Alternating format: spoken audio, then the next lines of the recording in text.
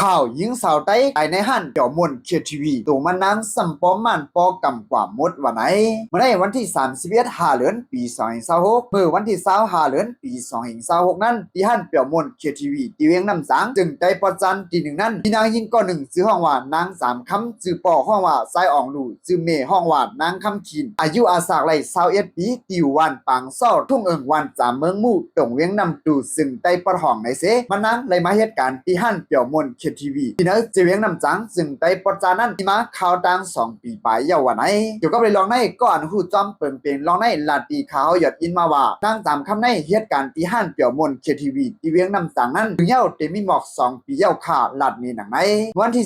18-19นะหาเดือนปี2026นั้นมานางเลย10พ้นเมื่อหามีมานางเสมานางว่าพอถึงมาวันที่20หาเดือนปี2026ถึงมานางเต็มมือหลีพอมีมานางไหนเสเพื่อว่าถึงมาในวันที่20หาเดือนปี2026นั้นก็อยู่ดีแต่ก็ได้เสมานางตัวมือจูพอมีมานางเสลาดว่าก่อนเป็นนาง3คำอ่ำมีอาสากสายเจยเอาวันไหนก่อนเป็นผวนหูจอมเปิงเปลี่ยนใน10ลัดเนตีเขาหยอดอินเทียงว่าเมื่อตีมันขอมข้าปันเผาหูเสอันหลักเผาตัวตายยิง3คำเสียวเขาลองตั้งเปิงเปลี่ยนการตายยิง3คำเขาเยาตัวกว่าเฮ็ดนั้นเว้ยก็ว่าสัมมีแต่ก็ได้เสอันหักมานางอันหักยิง3คำนั่นแหละตัก10พ้นมือตีปอมีมานางอันอยู่ตีวันปางซ่อทุ่งอึ่งวันจามเมืองมู่ตรงเวียงตั้มตูนั่นเสียวแหละปอมีเจอคือมานางสั่งไรหับหูกล้วยวันไหนหรือว่าปอมีมานางมาหอดถึงตีเวียงน้ำสังเยาก็ด้วยตัวคิงหนูยิงเขานาง3คำนั้นซ้ำปอม่านปอกำกว่าหมดวันไหนอยู่ดีเจ้าของห้านเคียทีวีก็อำเข้าปันได้ก็มาทบปอมียิง3คำเสียอยู่ดีปอมียิง3คำก็ตุกย้อนเตี้ยว่าเสียมกะบอกว่า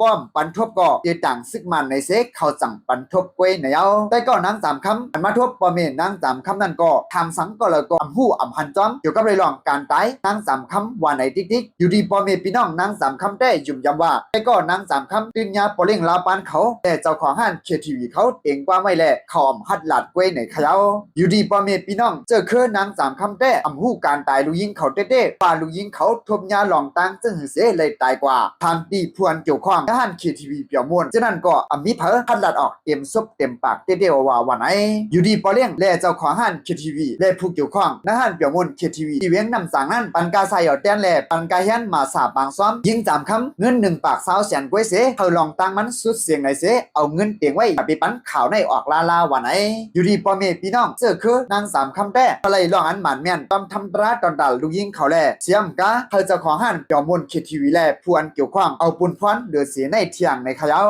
เดือดฉะนั้นกะอยู่ดีผู้อันหูจอมเปิงเป็นนอนในตาตีขาวหยัดอินว่าเขาผักพังถึงหนุ่มยิงสาวไต้แลนด์หนุ่มยิงสาวกูสาวคืออันเหตุการณ์ในห้านเปี่ยวมวลเคียทีวีฉะนั้นให้เอาเปลี่ยนตอนสอนเสียวพังสติอยู่พังสติกินกันเผอมันเนี่ย